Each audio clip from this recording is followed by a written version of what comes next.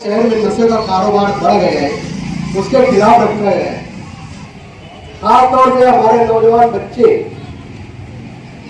जो अभी 15-17 साल की उम्र के नहीं हुए, ये तरह तरह के नशा करते हैं। जो बच्चे नशा करते हैं, उनकी माँ, उनकी बहन, उनके घर के हर फर्द परेशान रहते हैं।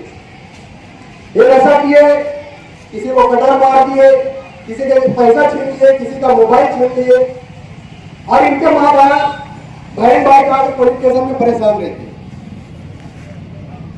खालिद हाजी साहब ने ये जो कदम उठाया है, ये कदम उठाने का सिर्फ मकसद ये है कि हमारे गांव को कैसे बचाया जाए नशे से।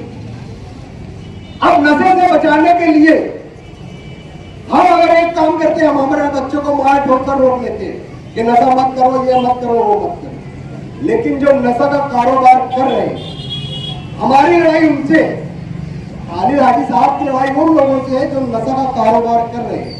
अगर नशा का कारोबार बंद हो गया तो जाहिर सी बात है कोई बच्चा नशा ही नहीं करेगा।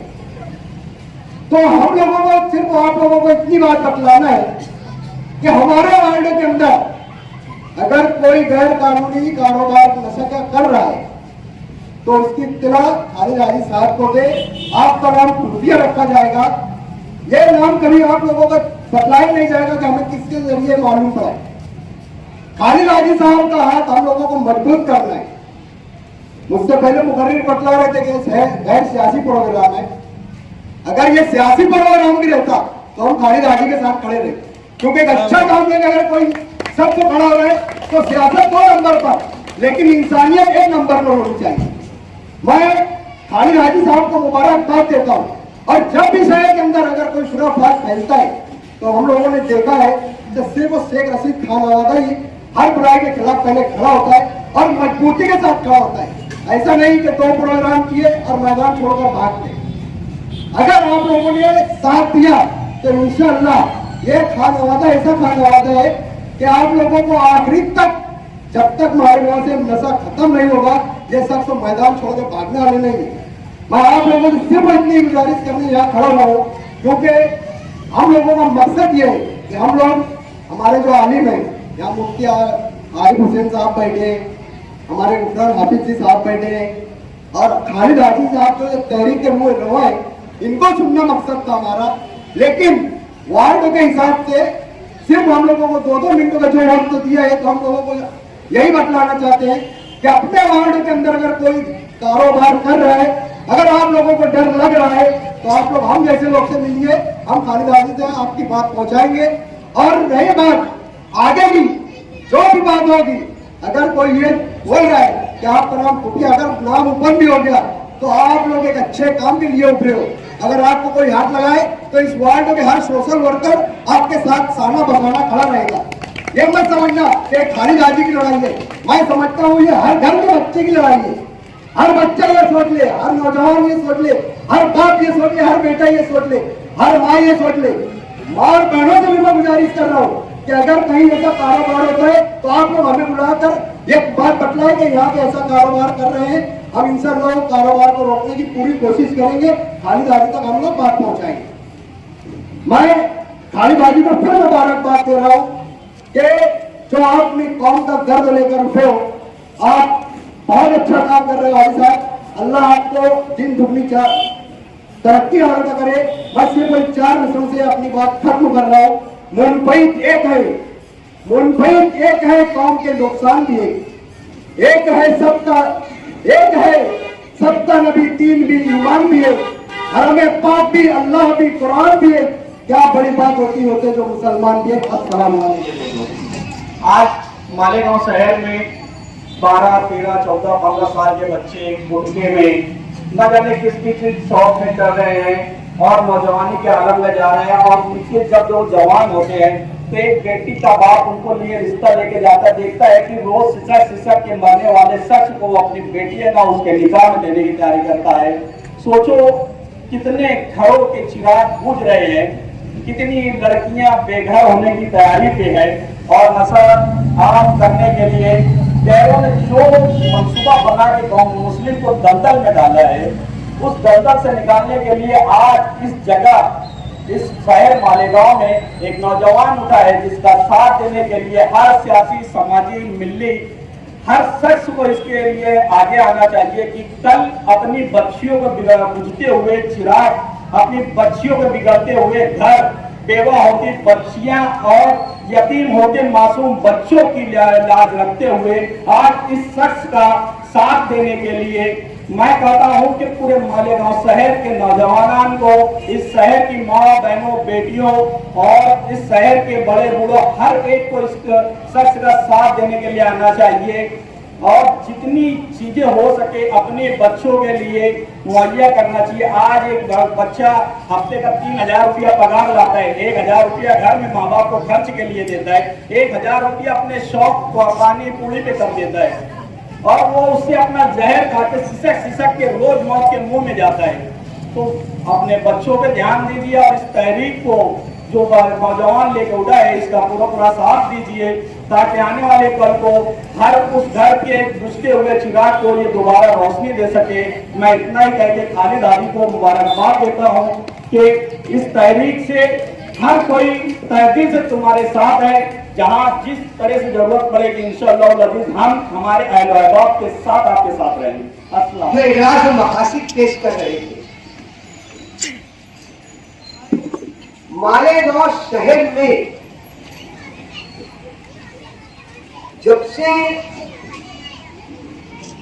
ये एक खबर घूमी कि खालिद हाजी शेख रशीद साहब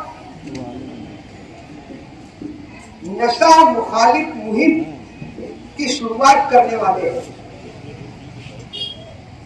तो मैं मुबारकबाद देता हूं कि हर वो बुजुर्ग, हर वो नौजवान, हर वो माँ, हर वो बेटी, हर वो बहन जो गली महल्लों के अंदर इस बात से परेशान थे कि ये नशा करने वाले हमको तकलीफ दे रहे हैं और इनको पाल पोस कर बड़ा करने वाले, इस लत को बढ़ाने वाले वो लोग हैं जो मुहाफिज कहलाते हैं। हम जाए भी तो कहां जाए?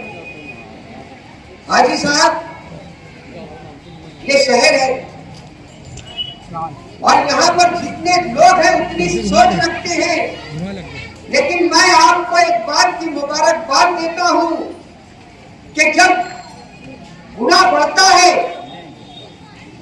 तो एक आदमी सोचता है कि अल्लाह ने क्या मुझको ये सलाहियत दी है कि मैं इस गुनाह को, इस बुराई को रोकने की सलाहियत रखता हूँ। अगर मैंने आज नहीं रोका तो कल कयामत के हश्र के मैदान में खुदा मुझसे पूछेगा तो मैं क्या जवाब दूंगा। हकीकत में खालिद हाजी को मैदान अमल में आने की मैं जहां तक समझता हूँ सबसे बड़ी वजह ये है,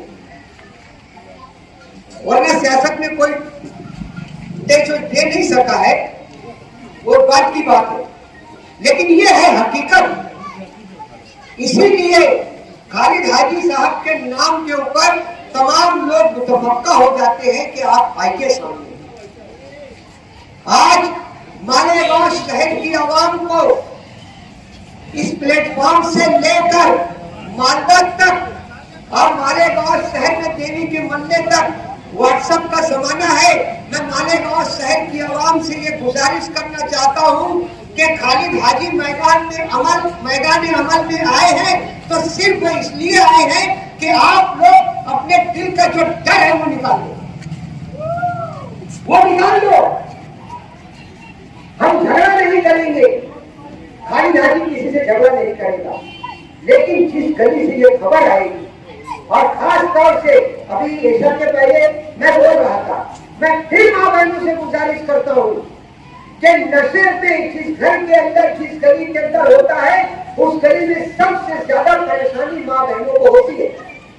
आप लोग अपने गली के वर्करों से, वो किसी भी पार्टी का हो, क्योंकि अभी ऐलान हुआ है और उस दिन भी ऐलान किया गया था कि ये तहरीक गैर सियासी होगी, सिर्फ उम्मत मुस्लिमा के नौजवानों को और खास तौर से मालेगांव शहर के काबिल नौजवानों को जो तालीम की तरफ राग़िब है, उनको आने वाले कल में कि इस शहर को कुछ बना न देने, इस नस्ल को डायरेक्ट ये मुनसिब प्लानिंग के खिलाफ खालिद हाजी साहब मैदान अमल में आ गए।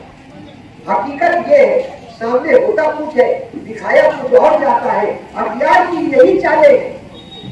और अल्हम्दुलिल्लाह ये शहर समझदार है।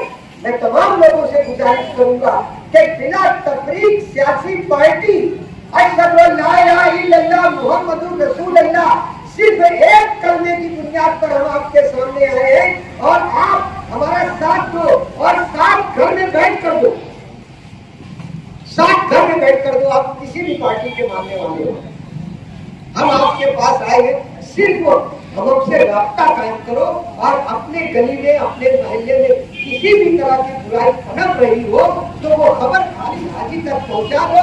इंशाअल्लाह आप लोगों का नाम कभी नहीं आएगा, कभी नहीं आएगा, क्योंकि ये सिर्फ दो लोगों को मालूम रहेगा, एक जो हमको शिकायत करेगा और दूसरा वो जिसको शिकायत की जाएगी। हमने आपसे ऐलान किया है, इंशाअल्लाह हम आपको बचाएंगे। आगे जो भी लड़ाई होगी कानूनी ये सब बोलने की जरूरत नहीं है। आप लोग अच्छी तरीके से खालिद हाजी को, शेख हसीन खानवाले को जानते हो कि ये सब पूछ सकते हैं और पूछे बच भी रहे, ये कर लीजिए। इतनी बात तय करना।